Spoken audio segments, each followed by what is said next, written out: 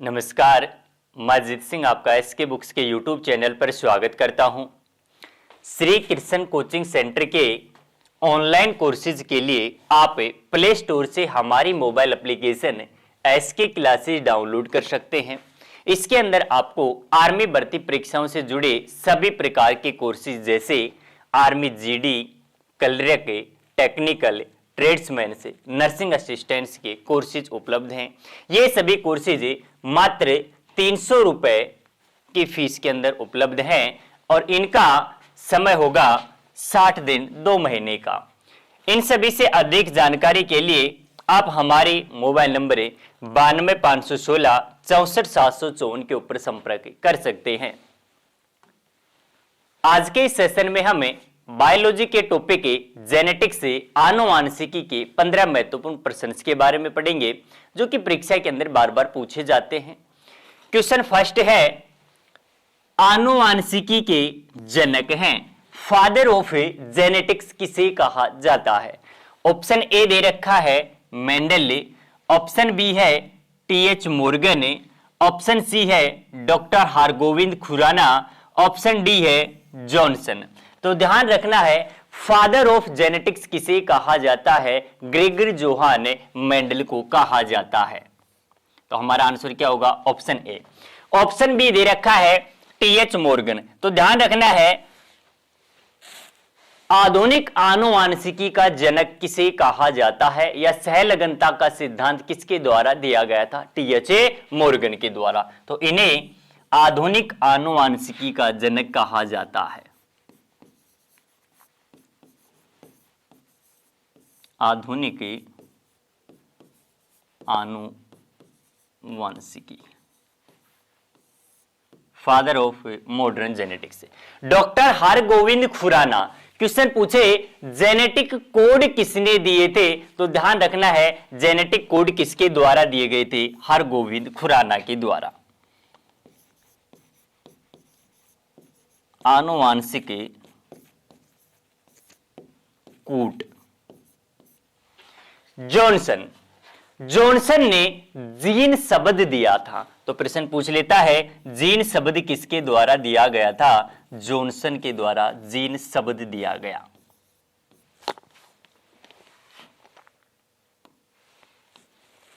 Next question है, आनुवांशिकता की आधारभूत इकाई या भाई मूल इकाई किसे कहा जाता है? हमारे पास ऑप्शन ए दे रखा है जीन, ऑप्शन बी है आरएनए, ऑप्शन सी है प्रोटीन, ऑप्शन डी है न्यूरॉन। तो हमारा आंसर क्या होगा? जीन होता है, इसे ही आनुवांशिकता की मूल इकाई कहा जाता है। प्रोटीन की मूल इकाई क्या होती है? तो ध्यान रखना है, प्रोटीन की मूल इकाई अमीनो अम्ल होती है, अमीनो एसिड होती है। न्यूरॉन किसकी इकाई होती है?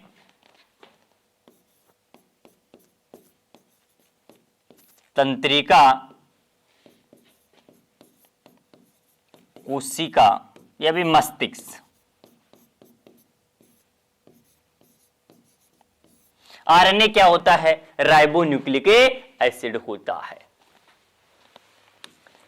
नेक्स्ट क्वेश्चन है, मटर के पौधे में गुणसूत्र होते हैं।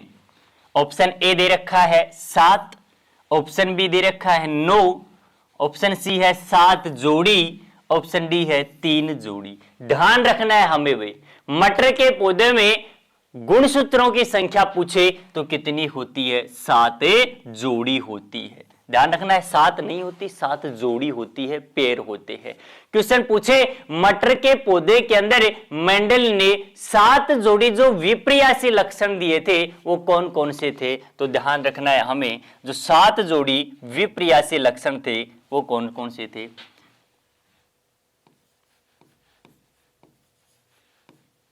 पौधे की लंबाई, बीज का रंग, बीज की आकृति,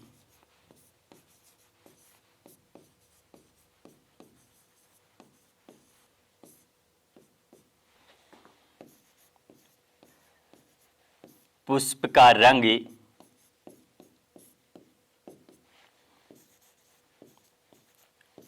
पुष्प की स्थिति,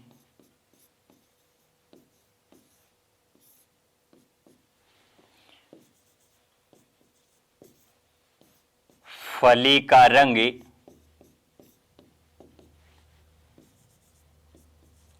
और फली की आकृति।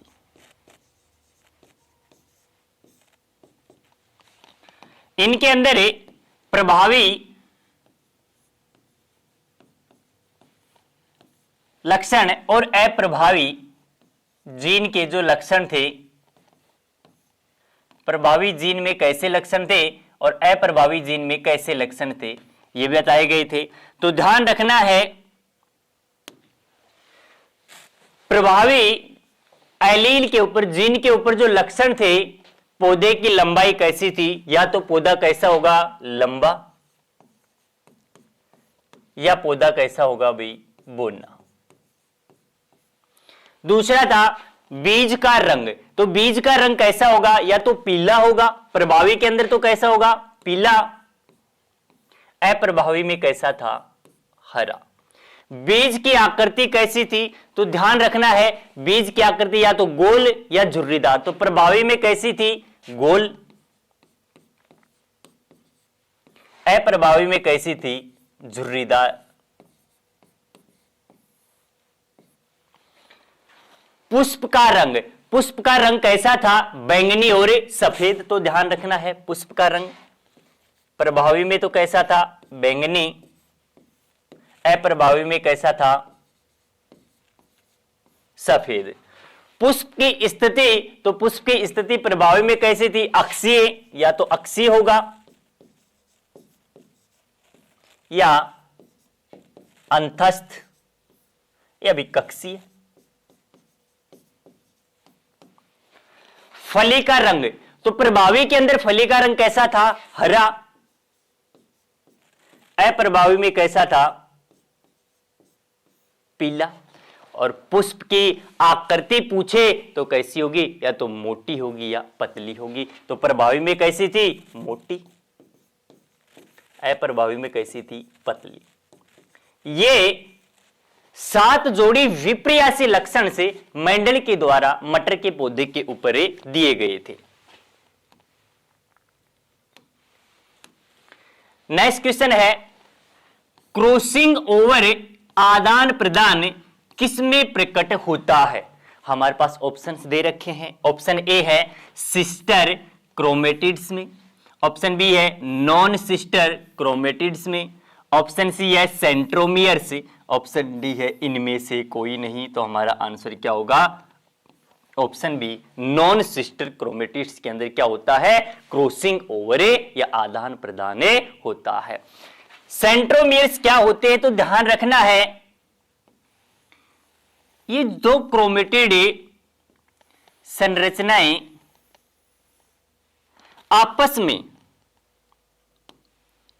एक दूसरे से मिलती हैं और ये स्थान ही क्या कहलाता है भी, सेंट्रोमियर कहलाता है। नेक्स्ट क्वेश्चन है, गुणसूत्र सबसे अच्छे दिखाई देते हैं। गुणसूत्र विभाजन के किस चरण में सबसे अच्छे दिखाई देते हैं या स्पष्ट दिखाई देते हैं। हमारे पास ऑप्शन ए दे रखा है टीलोफेज अवस्था के अंदर, ऑप्शन बी है एनाफेज अवस्था के अंदर, ऑप्शन सी है मेटाफेज अवस्था के अंदर, ऑप्शन डी है प्रोफेज अवस्था के अंदर। तो ये सभी विभाजन के किस चरण की अवस्थाएं होती हैं, तो ध्यान रखना समसूत्री विभाजन की अवस्थाएं होती है। और इनके अंदर गुणसूत्र सबसे अच्छे किस अवस्था के अंदर दिखाई देते हैं, तो हमारा आंसर क्या होगा, ऑप्शन बी के अंदर मेटाफेज या मध्य अवस्था के अंदर गुणसूत्र क्या होते हैं, स्पष्ट दिखाई देते हैं। सबसे पहले कौन सी अवस्था होती है, प्रोफेज अवस्था होती है, पूर्वा अवस्था होती है। इसके अंदर क्या होता है, गुणसूत्रों का निर्माण होता है। तो ध्यान रखना है, गुणसूत्रों का निर्माण विभाजन की किस अवस्था में होता है, प्रोफेज के अंदर।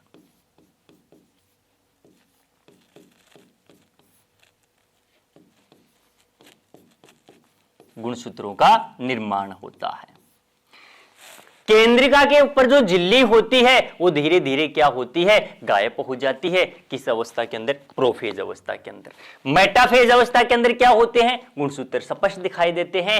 एनाफेज के अंदर क्या होंगे, गुणसूत्र विपरीत ध्रुवों की ओर गति करते हैं। ध्यान रखना है, गुणसूत्र विपरीत ध्रुवों की ओर गति करते हैं। क्वेश्चन पूछा हुआ क्वेश्चन है, गुणसूत्रों की आकृति या संरचना का अध्ययन विभाजन के किस चरण के अंदर किया जाता है, तो इनकी संरचना का अध्ययन भी किसके अंदर किया जाता है, ध्यान रखना है। सेकंड पॉइंट इससे, गुणसूत्रों की संरचना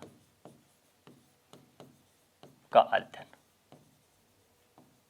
किसमें किया जाता है, एनाफेज अवस्था के अंदर। और सबसे लास्ट कौन सा होता है, टेलोफेज होता है। तो विभाजन की कौन से दो अवस्थाएं या दो चरण एक दूसरे के विपरीत होते हैं, तो ध्यान रखना है प्रोफेज और टेलोफेज ये दोनों एक दूसरे के क्या होते हैं, विपरीत होते हैं। इसके अंदर क्या होगा, दो केंद्रकों का निर्माण होता है। तो क्वेश्चन पूछे दो केंद्रकों का निर्माण विभाजन के किस चरण के अंदर होता है, टेलोफेज के अंदर होता है दो केंद्रकों का निर्माण।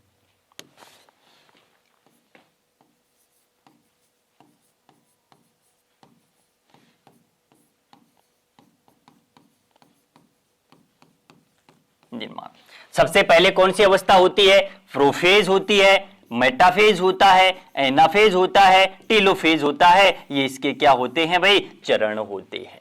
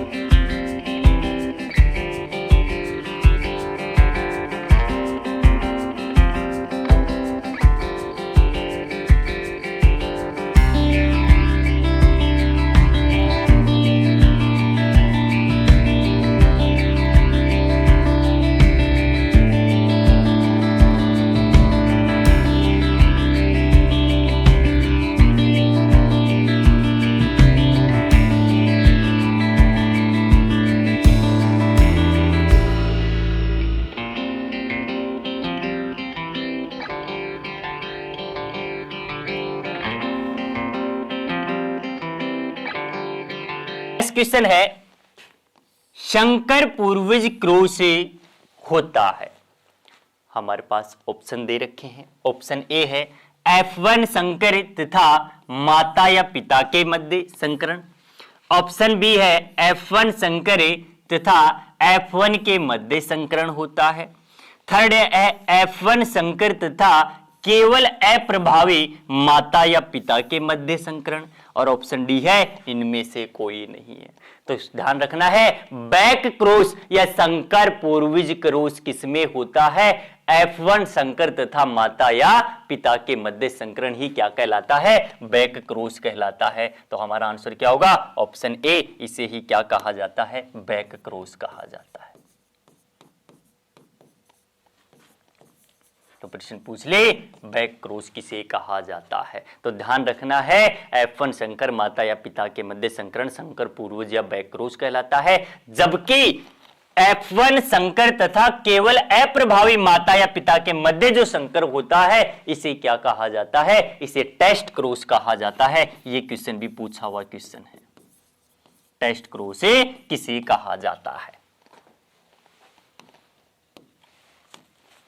नेक्स्ट क्वेश्चन है, जब दो व्यक्ति बाहरी रंग रूप में एक जैसे दिखाई देते हैं लेकिन जीनी संरचना में भिन्न होते हैं, उन्हें क्या कहते हैं। ध्यान रखना है, क्वेश्चन क्या पूछ रहा है, बाहरी रंग रूप में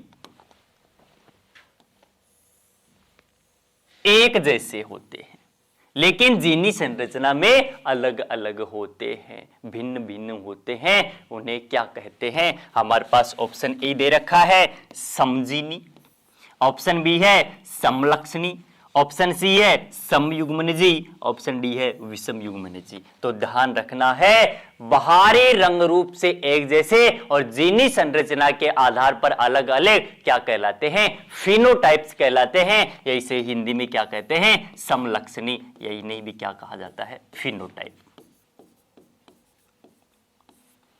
जीनोटाइप या समजीनी यानी जीनी संरचना के आधार पर पता लगता है, उसे क्या कहते हैं? समजीनी कहा जाता है।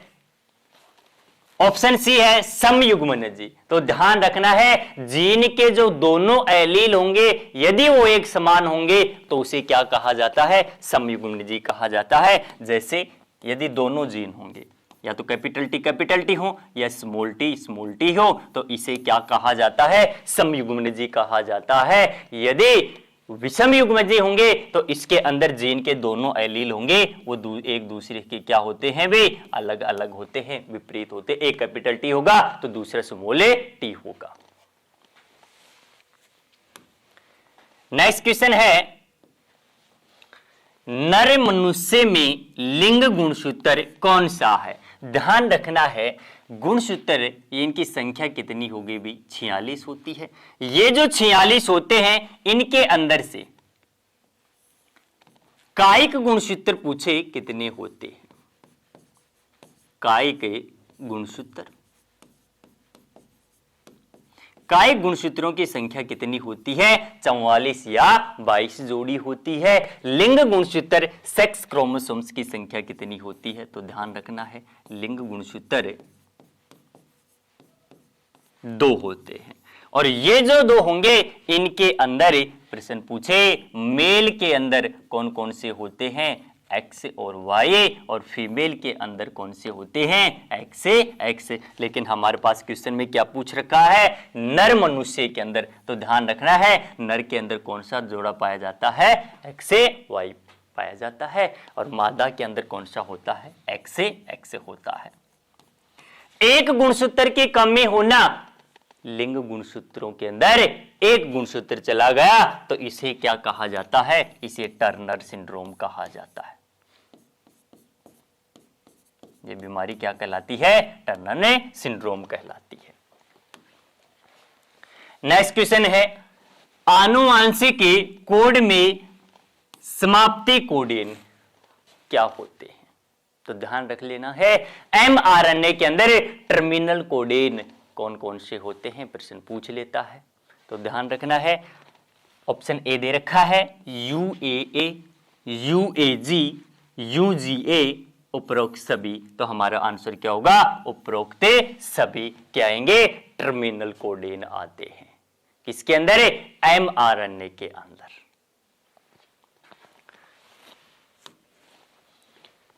नेक्स्ट है, डीएनए अणु में नहीं होता है। तो डीएनए की जो संरचना होगी उसके अंदर जो नाइट्रोजनिक जो बेस होते हैं वो कौन कौन से होंगे? एक होता है प्यूरिन, एक होता है pyrimidine.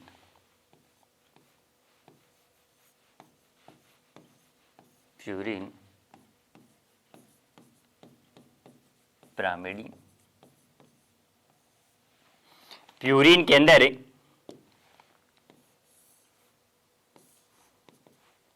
Adenine, guanine, pyrimidine, thymine और साइटोसिन। ये सभी संरचनाएं किसमें होती हैं? डीएनए के अंदर होती हैं। तो ये पूछ रहा है डीएनए अणु में नहीं होता है। एडेनिन होता है, यूरेसिल नहीं होता है। तो हमारा आंसर क्या होगा? यूरेसिल। ये किसके अंदर होता है? आरएनए के अंदर होता है। थाइमिन भी होता है, साइटोसिन भी होता है। तो ध्यान रखना है, ग्वाइनिन की जगह आरएनए के अंदर क्या पाया जाता है? यूरेसिल पाया जाता है। एडेनिन थाइमिन के मध्य डबल बॉन्ड होता है। ग्वाइनिन और साइटोसिन के मध्य ट्रिपल बॉन्ड होता है। ये पॉइंट भी एग्जाम के अंदर पूछा हुआ पॉइंट है। नेक्स्ट क्वेश्चन है, सहलगनता का सिद्धांत किसने दिया था? अभी हमने पढ़ा था, अभी फर्स्ट क्वेश्चन के अंदर भी पढ़ा था। टीएच मॉर्गन, इसे ही क्या कहा जाता है? फादर ऑफ मॉडर्न जेनेटिक्स, आधुनिक आनुवांशिकी का जनक किसे कहा जाता है? टीएच मॉर्गन को कहा जाता है। इन्होंने ही क्या दिया था? सहलगनता का सिद्धांत दिया था। तो हमारा आंसर क्या होगा? ऑप्शन ए होगा। बैटसन, आनुवांशिकी शब्द किसने दिया था? तो आनुवांशिकी शब्द बैटसन के द्वारा दिया गया था। ये भी पॉइंट हमें ध्यान रखना है। आनुवांशिकी शब्द बैटसन के द्वारा दिया गया था। गुणसूत्र शब्द किसके द्वारा दिया गया था? तो ध्यान रखना है, गुणसूत्र शब्द वाल्डेयर के द्वारा दिया गया था। रॉबर्ट हुक, कोशिका का पिता किसे कहा जाता है? या कोशिका की खोज किसने की थी? रॉबर्ट हुक ने। कोशिका की खोज।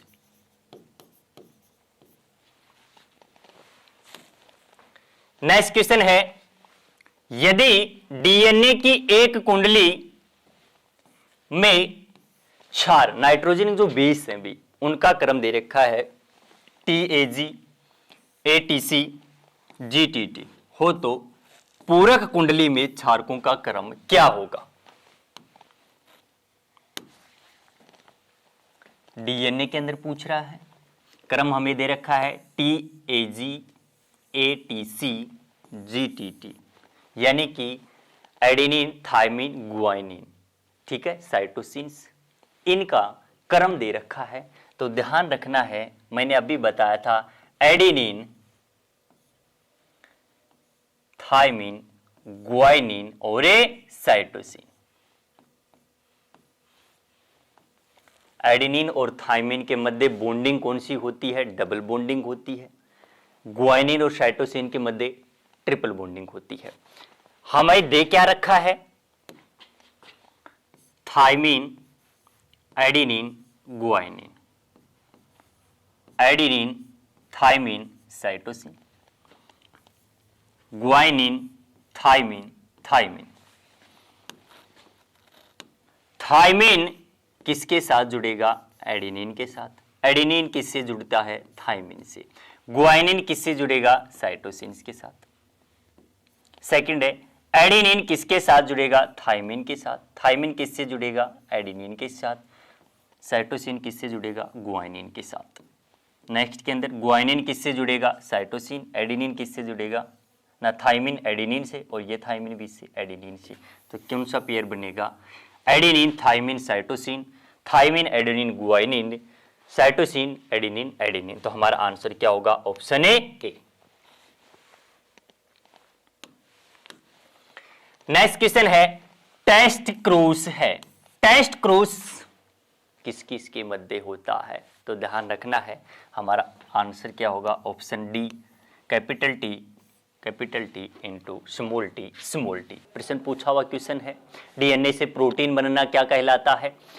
तो डीएनए से आरएनए बनने की प्रक्रिया क्या कहलाती है? ट्रांसक्रिप्शन कहलाती है। हमारा आंसर क्या होगा? ऑप्शन ए सी होगा। डीएनए से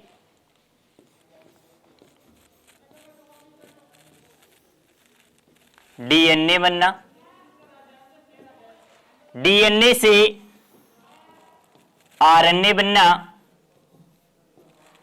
आरएनए से प्रोटीन बनना,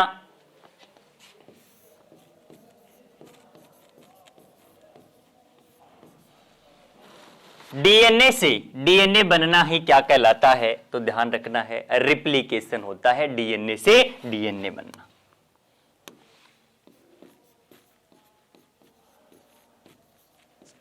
रिप्लिकेशन। डीएनए से आरएनए बनना ट्रांसक्रिप्शन।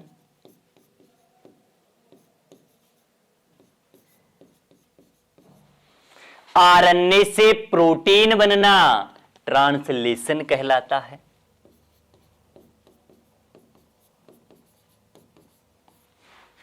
लेकिन रिवर्स ट्रांसलेशन किसे कहा जाता है? तो ध्यान रखना है, आरएनए से डीएनए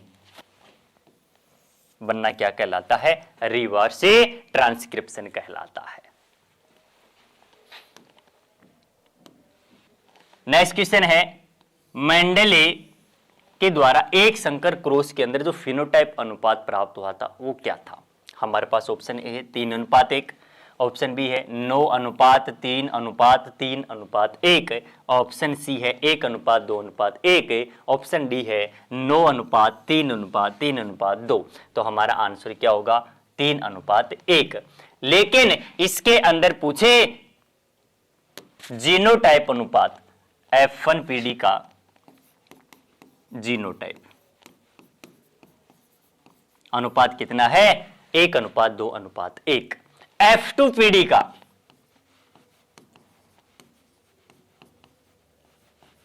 फिनोटाइप अनुपात कितना प्राप्त हुआ था? 9:3:3:1 प्राप्त हुआ था। आज हमने आनुवांशिक या जेनेटिक्स के 15 महत्वपूर्ण प्रश्न के बारे में पढ़ा। इससे संबंधित अन्य महत्वपूर्ण प्रश्नों के लिए आप हमारी बुक आर्मी सामान्य विज्ञान वस्तुनिष्ठ के अंदर पढ़ सकते हैं। आज हमने बायोलॉजी के टॉपिक जेनेटिक्स के 15 महत्वपूर्ण प्रश्न के बारे में पढ़ा। इस सभी के लिए एसके बुक से सभी शॉप्स पर और ऑनलाइन अवेलेबल है। यदि आप ऑनलाइन परचेज करना चाहते हैं तो इसका लिंक नीचे डिस्क्रिप्शन बॉक्स में अवेलेबल है। इस चैनल पर हमें आर्मी भर्ती व अन्य सभी भर्तियों से संबंधित महत्वपूर्ण जानकारी, स्टडी मटेरियल्स उपलब्ध कराते रहेंगे। तो आप इस वीडियो को लाइक कीजिए, चैनल को सब्सक्राइब कीजिए और ज्यादा से ज्यादा अपने दोस्तों के साथ शेयर कीजिए। मिलते हैं नेक्स्ट वीडियो में। धन्यवाद।